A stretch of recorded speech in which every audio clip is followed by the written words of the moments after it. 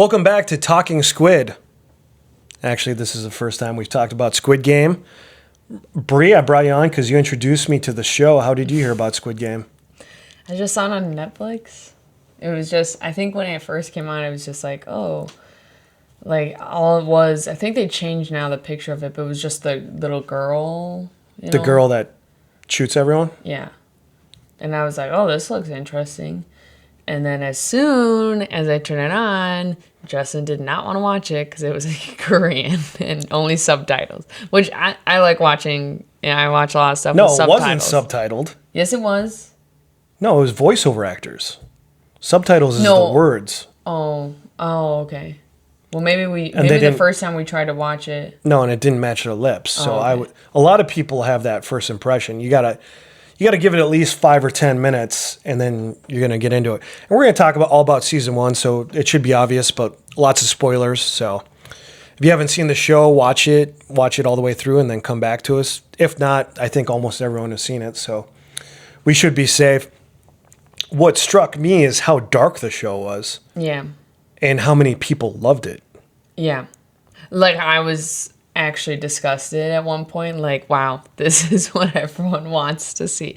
But, I mean, like, I think that's the things where, like, same with, like, Game of Thrones, I think can be put in there. I think Black Mirror, like, they just go there.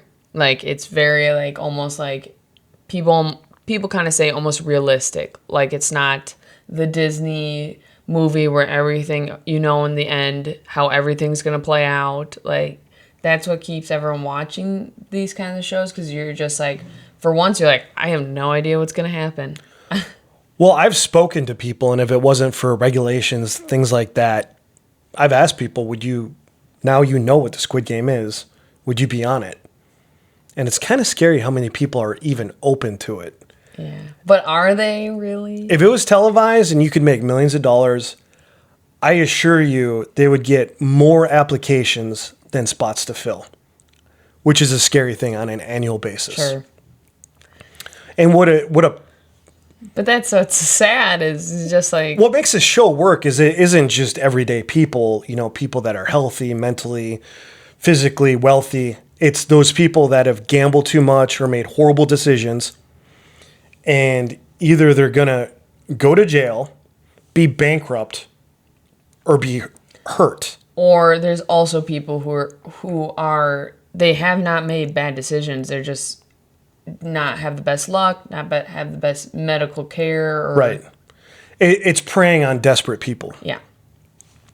So you brought this to my attention. I didn't research it, so I'm going to take your word for it. The director of it, he had been trying to sell his concept, and originally it was a movie, and he had done that for, didn't you say 5 or 10 years? Yeah, I can't remember. So multiple studios passed on it, wouldn't make it. He was basically living paycheck to paycheck. Yeah, I think at one time, like he said, all he had left was his laptop, and he even had to sell that.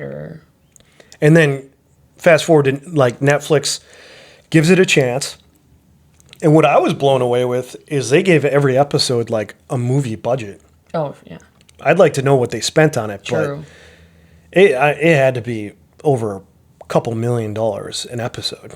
I just think everything, like the placement, everything, the aesthetic of the whole show, whoever did that and like pieced that together, I mean, it was just an experience the whole time watching it. Like, right. I really didn't feel like there were too many slow scenes, and even when they were slow, like, you were just like really trying to like follow along because they're important. And that's where you and I disagree. I did think there was lag in the episodes. So the first episode, so tight. Obviously, he had written that many years ago and made it better and better every year. Amazing first episode. Second episode, pretty good. Like, I just wanted to see what the next game was. But then I did some research on it. He'd originally wrote it and tried to sell it as a movie. And I don't know if it was him or Netflix was like, we'll do it, but we think it'll work better as a series. So originally it was just the game and whatever the ending was. But then he brought in the brother, undercover cop. And that got unbelievable for me, that he was able to infiltrate the Squid Game and navigate his way around and get back to his room in time with the key card.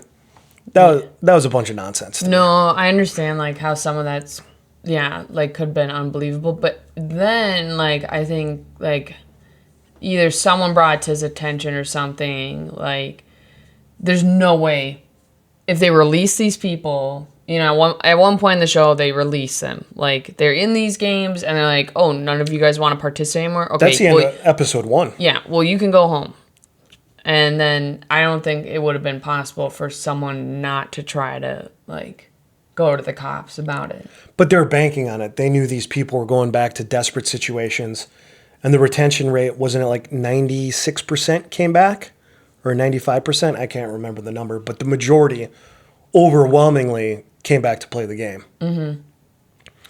So we were talking earlier about, how did we not catch in watching the show that the old man was a part of the Squid Game, the originator. I think one of the funniest things to come out of this is, like, people have been recording, like, if you've already seen it, people have been recording people's reactions as they watch, like, the old man and stuff. And spoilers, like, there's a scene where you think he dies. And people recorded, like, their family members freak out and be like, yep, I wish I had those emotions back. Like, that was some serious, like, I remember that part, like, man, I wish I got back all that stress, because I guess in all the games, people have rewatched it, like, either the old man he's not going to be put in, like, a life-death situation, basically. He just wants to play the games. Right, because he knows the next game is going to be the bridge.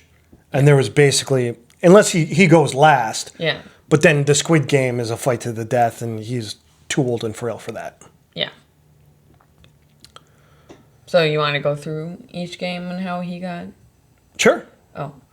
So if you haven't already seen the video, basically the first game where they play red light, green light, he, I guess, is not being targeted by the sensors. Yeah, and the gunmen. So when they glaze over all the players and they're all either in red or green lights to, like, be shot or they're okay, I guess his is not red or green. He's just, like, there. In our defense, it's very subtle. Like, I've rewatched it now 3 times. There's only one scene, and it's about a second, where it scans over, and you have to be looking for it to see he's not highlighted. And I think people have slowed down. I still think he's highlighted. But, yeah, at the end of the day, those are people that are like, yeah, don't shoot that guy. He's the boss. Like, right. And even people are saying if they're around him are not even highlighted. Oh, yeah, okay. Which I would have to, I've watched it 3 times now. And I always forget to watch for that. And then the next game is the cookie game, right? Yep. Or what? Honeycomb. Yeah. And that one, he knows the game, so he picks the easiest. Which he's like getting down to the wire in that one. He looks over at the main character, and then the main character's licking it. So then he starts licking it. So, like, I don't know. But he knows worst case scenario, he's going to be escorted out. Yes. If he can't cut the honeycomb. Yes.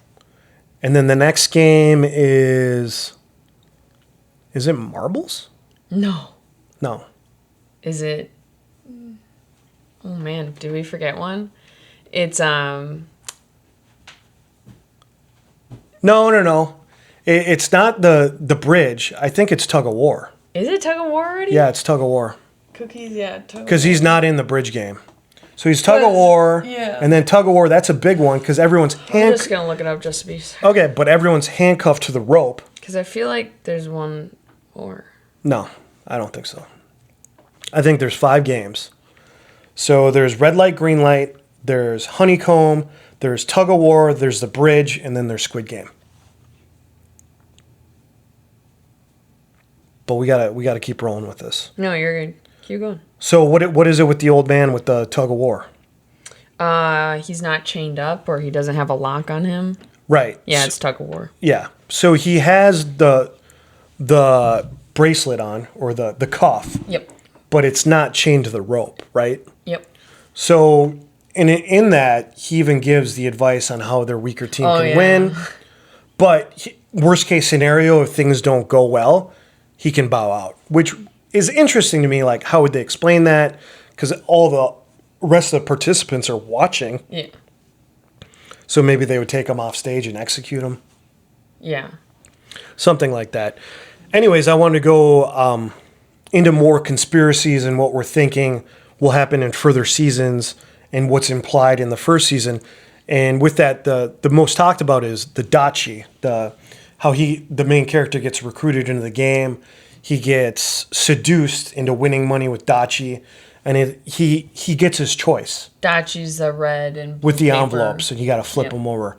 So he gets his choice. He gives him the choice, and it's the red envelope or the blue envelope. They're origami paper. The origami paper, yeah. He picks the blue, and the blue is the color of the contestants, and the red is the color of the guards. So the conspiracy out there is if you pick red, you might be brought in, maybe they'll pay your debts, or you'll be paid enough to get by, but then you will be a guard. You pick blue, you're part of the Squid Game. I think that's a pretty... They do say, though, that the uniforms are green, not blue. Like, I guess there is a lot of, like, primary schools that's the color they wore. Sure. And then, yeah. But that's kind of the first thing I think of. And then at the end of the game, he dyes his hair red almost to symbolize that. Oh, I haven't heard that. That's good. I don't know. But almost to symbolize that, yeah, like he's going back. I have no idea. There's some people who think the red people were past winners, just like him. And I was going to talk about that just next. Just like the front man was a past winner. And I like that in theory, but it doesn't make sense to me. It doesn't make sense to me because it's been going on for, how many years is it? Is it one per year? It's been going on for 20, 30 years. Yeah, and some of the red people were kids. So in the initial games, there wouldn't be enough winners to be guards. Yeah. And then people said previous winners are, but then we see in Honeycomb, the guy takes away one of the guards' guns and makes him remove his mask, and he's like a 14-year-old boy. Yeah, so for me, I'm thinking, like, we're thinking too much into it and trying to make too much symbolism. When they did meet some of the guards, they seemed really, like, different. They seemed really, like, lacking a lot of empathy and stuff. So I'm thinking, like, are these people from a different country? Were they young kids brought up into this? Like, where are these guards coming from? Like, I don't even know if these guards would have debts. Right. And then these are wealthy people, so they're well versed in the community. So the lead character, he gets seduced by the guy to bring him into the game, and he knew all about him. He knew his name, his date of birth, and how much he owed. So in the Squid Game, I was thinking, are there different games? Do they maybe open it up to children? Or maybe strictly criminals? It'll be interesting to see what happens. Because in the finale, we see the lead character, Song Ji-hun. He's boarding a plane to see his daughter. And then he's on the phone because he's gotten the phone number back to the Hunger Game, or the Squid Game. The Squid Game, and then he's going to go back and try and mess it up, kind of like the, what was the leader? The front man's brother tried to do. Yeah. So I think in season 2, so I don't think the creator of this, I think he wrote the movie, and maybe it's blown his expectations. I don't think he knows what season 2 is. It seems like a lot of the interviews, like, it almost seems like he's like, I can't, like, leave my house anymore, because that's the only question he gets. And it just seems like, and some of the times he's answered the question, like, it's very repetitive. He's just like, yeah. He's like, there's going to be a season 2. He's like, we're still in the brain. He literally said, we're still in the brainstorming process. Like, yeah, and he's going to have to a ton of pressure. He's going to have to hire a staff writers, which he should. He has the money now, and he's going to want to go multiple seasons. He'll never have to work again. Well, I really hope it is him writing it again. And it brings me back to, man, what's the show where they're all trapped on an island? I can't. Lost? Yeah, Lost. So when they created Lost, that was J.J. Abrams. They wrote the first episode and just kind of saw what happened. They didn't have following episodes. Yeah. They didn't have an ending. So it's No, I watched all Lost. yeah, and I was totally let down. yeah, in Lost smoke on season 2. character. In season 2, I said they're in purgatory. They're all dead. They're like, no. And they're all in purgatory. They're all dead. Oh, really? Yeah. I thought it was like all a dream at the end or something. I think it was left to interpretation, but the okay. consensus is they were in purgatory. They were all dead. Okay. So living out their sentence before they can I mean, yeah. go on to the next step. Yeah. So I'm excited for season 2. I'm excited for more games. I myself would like to see an American version with paper, rock, scissors, hopscotch, whatever it is. We'll see if we get that. And before we end this, I wanted to give a shout out to, I love the performances of the actors.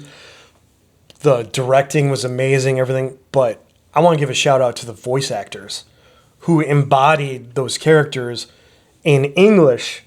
I thought it was just phenomenal. Mm-hmm. Each character, the good guy, the bad guy, the girls, really top notch. And then one more fun fact I found is I don't remember her name, but the girl who makes it to the final 3 that gets her throat slashed, she was a really popular model. Yeah. That was her first acting role. Yep.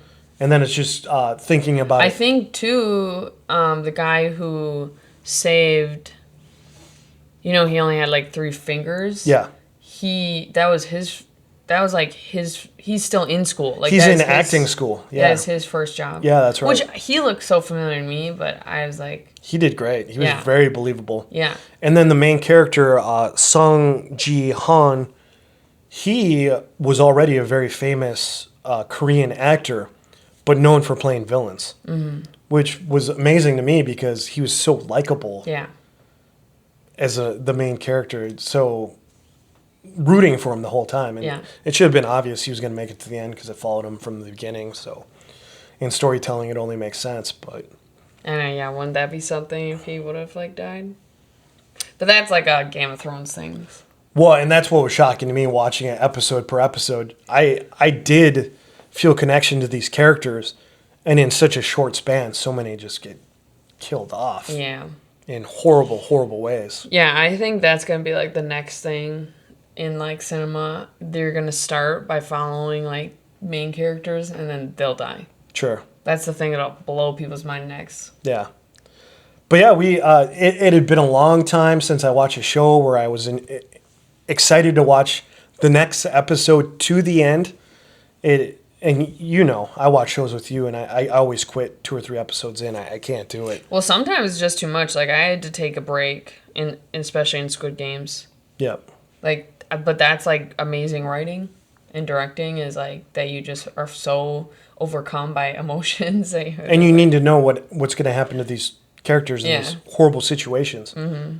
But yeah, on this... I don't even know if this is a podcast, whatever you want to call this. We talk about movies, we talk about TV shows, we talk about finance. So if you've enjoyed this, consider subscribing. We do continuous uploads. We'll have another one to you next week. Thanks for watching.